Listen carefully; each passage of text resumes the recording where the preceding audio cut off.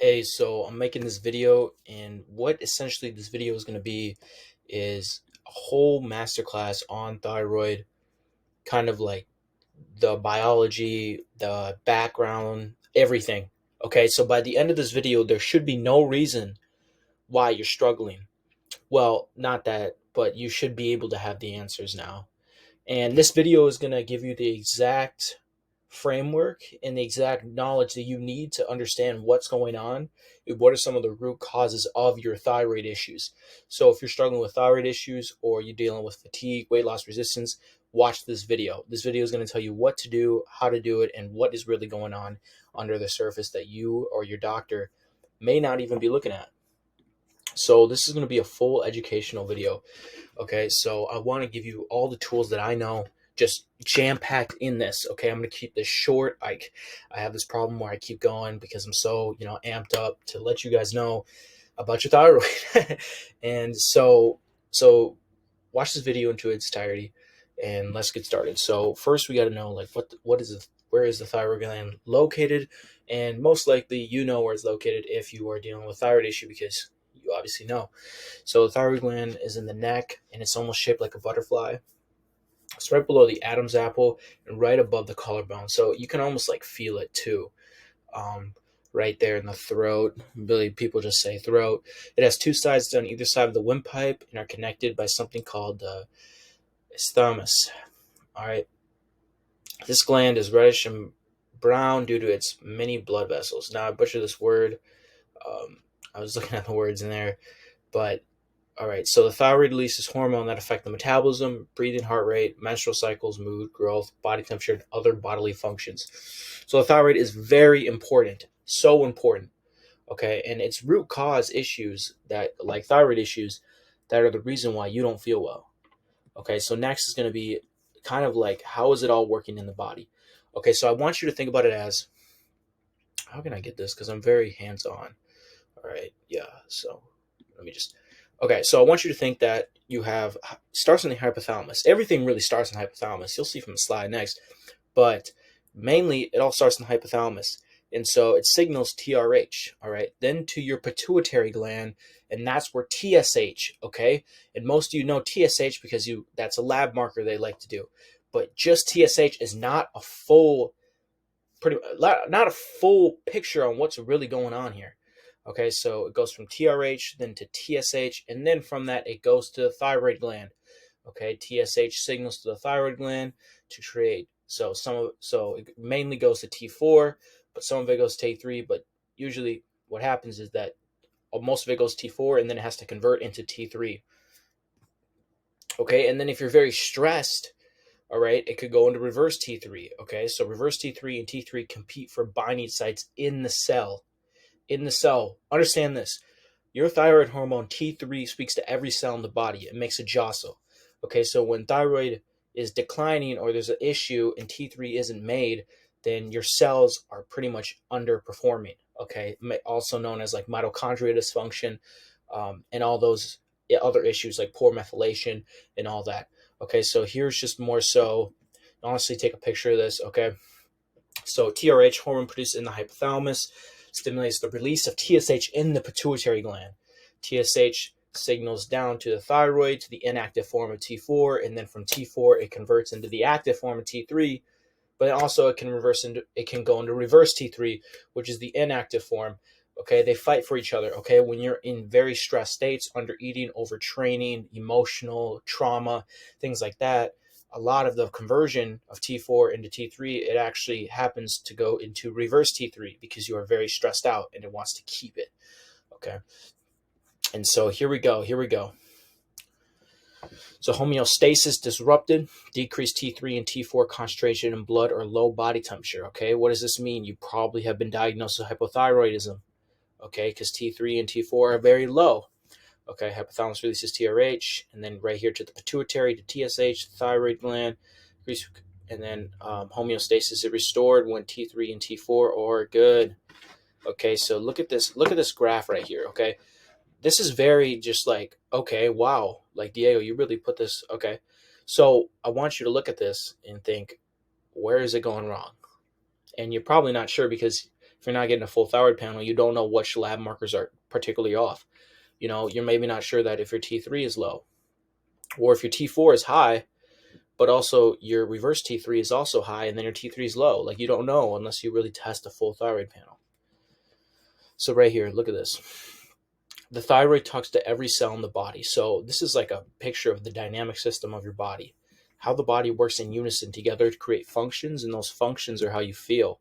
Functional health coach Diego Reyes, me. Shameless plug. Okay, so hypothalamus signals to the adrenal glands. Okay, and then from the adrenal glands, signals to your GI tract, sex hormones like testosterone, estrogen, and your androgens. Sex hormones to insulin. All right, and then this is a whole topic in itself, but essentially I want you to understand that it's a negative feedback loop. All signals to the thyroid, but then the thyroid signals to the cell. Remember, T3 predominantly signals to the cell. Okay, so understand that. Okay, T3 speaks to every cell in the body. All right, so let's look at this. Disrupted. Everything's disrupted. Okay, so if we're under eating, overtraining, and we're dealing with chronic stress, the hypothalamus is taking a hit. So when the hypothalamus takes a hit, the adrenals start to go in overdrive. You're in sympathetic dominance. Okay, you're like wired and tired, adrenal fatigue, stress, and then it jacks up your blood sugar. What does this leave you now? Well, now your hormones are starting to get imbalanced. Okay, you have low progesterone for a woman. You got PMS. You have high estrogen, so estrogen dominance. You have low testosterone. If you're a male, you have no sex drive, either sex, gender, and there's just all these issues. And then we go down to blood sugars, and then you're already like pre-diabetic. You see how everything's tying in together? It's not just one thing. So if I just gave you metformin, how is that going to solve the issue, Or if I just gave you testosterone replacement therapy, we're undervaluing what's really going on.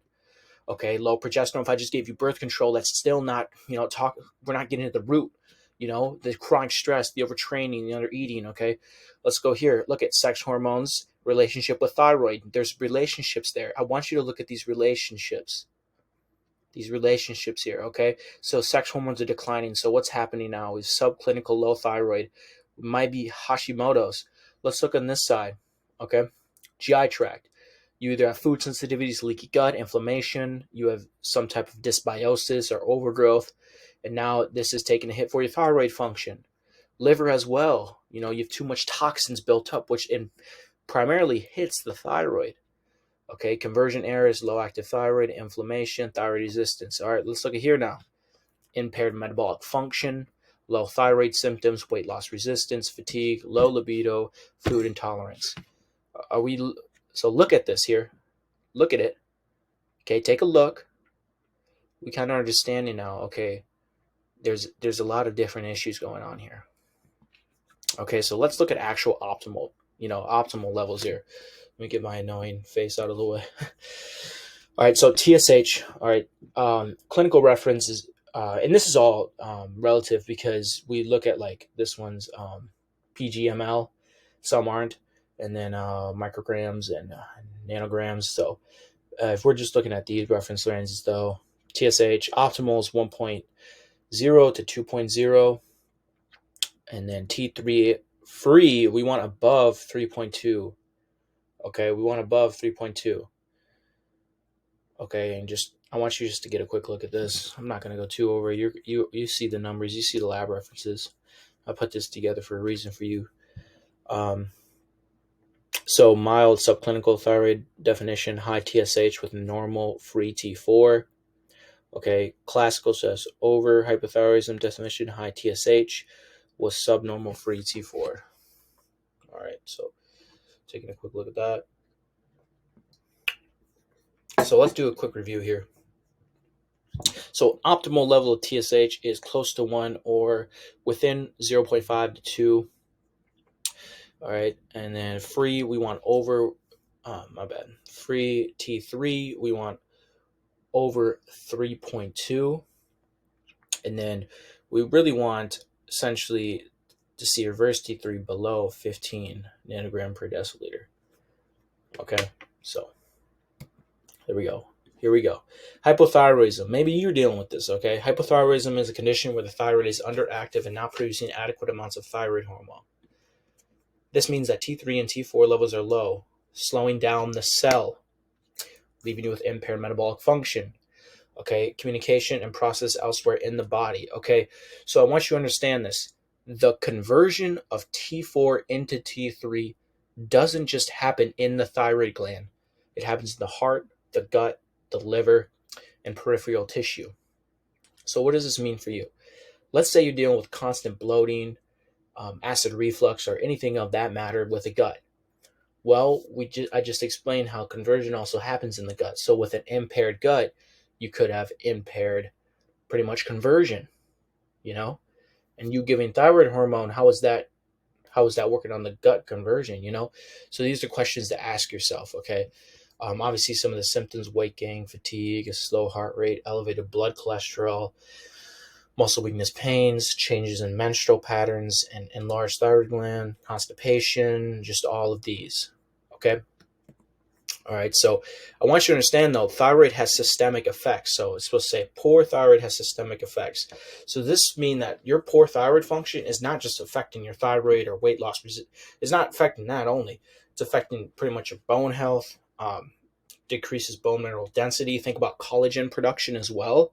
Like you start losing your hair because thyroid has a relationship with collagen. Okay, gut health, obviously, because it slows the motility in your intestines, leaving you constipated, which then leaves you to bloating and the latter. Okay, when the thyroid is working optimally, it dampens the gut inflammation. But when you see there's low thyroid function, you might see gastric urticulars or leaky gut. Okay, there's all relationships here, functional, looking at the root cause aggravants because everything's working together.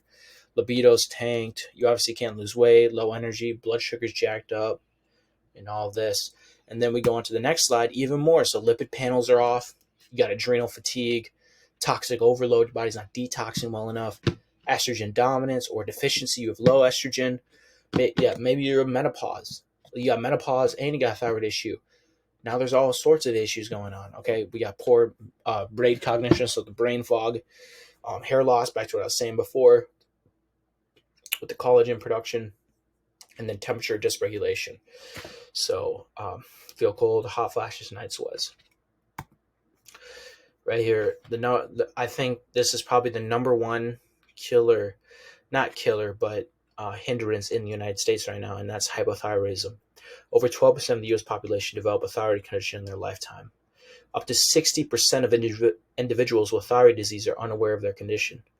Hypothyroidism is the second most common endocrine disruptor affecting women of reproductive age. Disorder. The most common cause of hypothyroidism in the U.S. is Hashimoto's thyroiditis, which is 5 to 10 times more common in women rather than men. 1 in 8 women will experience a thyroid issue in their life. So we kind of see here, thyroid issues are very common, more than we even know. You know, maybe levels are off. You don't feel good. And what's happening here is that we're not actually getting to the root cause, and they're not actually testing your thyroid correctly. And this is leaving you with big problems. All right, so let's look at some of the root cause of why the thyroid is not correct. Okay, this is going to be super nice right here. So I put this all really good for you guys. Really well. Sorry, I can't talk today for some reason. My bad. All right, so stress can impair thyroid function. Okay, so what happens is stress hormone cortisol can block the conversion of T4 into T3. So remember, we're talking about that conversion from the beginning. Okay, we go from TRH, TSH, and then to the thyroid, which then will go to T4. But if we're very stressed out, that T4 into T3 conversion doesn't happen, which then also, where does it go? It has to go somewhere, which then it goes into reverse T3, which is an inactive form. Okay, and then autoimmune, Hashimoto's, and that. All right, so poor gut health, okay? Close to 80% of your immune system is in the gut. Okay, so about 20% of T4 is converted into T3 in the gut. So back to what I was saying before, if you have any type of imbalance, that will throw off that conversion. 20% is a lot. Okay, 20% is a lot. Let's say you're already stressed out, and then you also got poor gut health. Well, that alone probably takes out like 40%. 40% of the conversion is not happening because you're very stressed out and you got a gut issue. Okay, nutrient deficient or excess. This excess of fluoride, which is a toxin, and then inadequate nutrition. So your hormones of the conversion, there's minerals that happen like selenium, iodine, tyrosine. Okay, so if you're deficient in those also hinder thyroid conversion, and that's not talked about. Okay, like nutrient deficiencies can cause thyroid issues. So like in my coaching, like sometimes we do an intracellular mineral test to see if we're deficient in any type of nutrients. Okay, because if you are, then that will take a hit on thyroid conversion. Okay, and then obviously autoimmune. Some other ones, there's just at birth. You pretty much have poor thyroid, you have poor TSH because pituitary isn't produced, and of that, toxins, endocrine disrupting chemicals such as BPA have been implicated in hypothyroidism. Menopause. Okay, some women produce thyroid antibodies before/during pregnancy. Okay, so pregnancy can take a hit. Estradiol reduces iodine uptake, so that key mineral, and increases thyroid binding globulin, which is like it pretty much traps all your hormone. Okay, so now you can't use it; it traps it. Okay, reducing free thyroid hormones. Okay, medication. Some medications can interfere with thyroid hormone. Okay, so if you're taking birth control, remember the gut. Okay, so if you're taking birth control, it's messing with your sex hormones, but you saw there was an inverse relationship there. Okay, if you're taking metformin, blood sugars, there's inverse relationships there. Okay, and then some of it could just be that you're not actually absorbing the nutrients or your medication. Like you just aren't absorbing it because you're desensitized, as one would say. But I'm the one who gets yelled at for saying that. But anyway, I've gotten people off thyroid meds. So anyway, so yeah, medications, you're just not absorbing it correctly. And yeah. So where do we go from here? So what you can do is get a full thyroid lab test, okay? TSH, free T4, free T3, reverse T3, TPO, TGAB. And so you're going to kind of see like what specifically do I need to work on? Okay, do I got low TSH, so I need to work on the conversion? Do I have high reverse T3, so do I have to work on my stress? Okay, another big one is gut, inflammation, toxicity, stress. These are the biggest ones. These four are the biggest things that you got to do. You got to do. You got to do it. If you want to fix your thyroid issues, you got to fix the gut. You got to lower the systemic inflammation. You have to get rid of toxins. Now, I'm not telling you to go get a cellular inflammation test. I'm not telling you to do all that. I'm just telling you to fix your lifestyle in a whole. Okay? Get good nutrition. Get good sleep. Get good exercise. Get sunlight. Okay? And then manage stress. Okay? Everyone can manage stress by sleeping more, making it me time, gratitude journals, and then adaptogens as well. Okay, implement strategic nutrition, so thyroid boost. I can link that in below. Utilize specific nutrients like zinc, iodine, tyrosine, those conversion ones that I was talking about earlier, using those. Okay, supplementation, and then lifestyle choices. So obviously we're not going to put anything like toxins in us, smoking, alcohol, stress management, and then exercise. All right, so here are some of the things that you can do to help with specific hormones or the conversion that's all happening. Okay, so TSH, all right, you're going to use vitamin B12, magnesium, and zinc, and these are the foods to get it from. Okay, so just take a look there. Take a look. So let's see. How can you make this as a yummy meal? Well, so I like to do is the egg yolk. So I like to do 2 eggs in the morning. I honestly put a little bit of egg whites in there, and then I put like spinach in there, so dark leafy greens, and then I use pretty much almonds on the side, or walnuts, or pecans, or Brazil nuts would be really good. So like if you're looking for like, let's say like I woke up in the morning, good breakfast for you, 2 egg whites, 47 grams of egg, 2 whole eggs, 47 grams of egg whites, and then put spinach in there, and then have a side of Brazil nuts. I mean, that is A1 thyroid meal for you. What's next? All right, optimal T4 production. So iodine, vitamin B12, and vitamin C. So let's do a lunch together. Okay, so if we want to do it, let's do it as you can do some type of dairy with actually Greek yogurt. So that's actually very high in protein as well. So you can do Greek yogurt, and then you can add some If you're into the liver, you probably aren't. So what you could do is add some more greens into some type of red meat. Okay. And then you can add the mushrooms in there as well for the vitamin B2.